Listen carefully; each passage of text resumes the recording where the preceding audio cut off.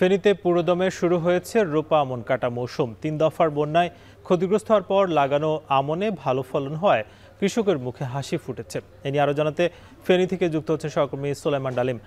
ডালিম, জানতে চাই কৃষকের আমন ধান কাটা এবং মাড়াই নিয়ে কি তথ্য আছে আপনার কাছে?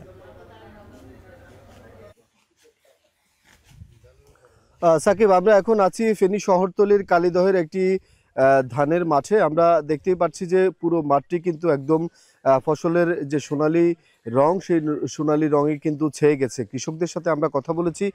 কৃষকরা বলছেন 2025-এর যে 3 দফার যে বন্যা, ফেনীর উত্তরাঞ্চলের কয়েকটি জায়গায় কিন্তু তারা ক্ষতিগ্রস্ত হয়েছেন।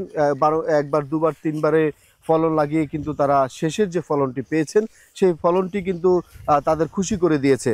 আমরা দেখতে পাচ্ছি যে বেশ উচ্ছ্বাসের সাথেই কিন্তু ফেনী শহরতলির কালীদহের যে কৃষকরা রয়েছে, কথা বলেছি স্থানীয় কৃষি বিভাগের সাথে। কৃষি হয়েছে 66,794 হেক্টর জমিতে। এই পর্যন্ত কর্তন হয়েছে 5,609 হেক্টর জমিতে। এ পর্যন্ত উৎপাদন হয়েছে 16,494 মেট্রিক টন। উৎপাদন লক্ষ্যমাত্রা ধরা হয়েছে প্রায় 3.5 লাখ মেট্রিক টন ধান। প্রতি হেক্টর প্রতি খরচ হয়েছে, কৃষি বিভাগ আমাদেরকে যেমনটি জানিয়েছেন, 85,100 টাকা। তবে কর্তন এখনো চলমান, প্রথম দিকে রয়েছে। কৃষি বিভাগ আরো যেটি জানিয়েছেন যে ফেনীতে যেসব জাতসমূহ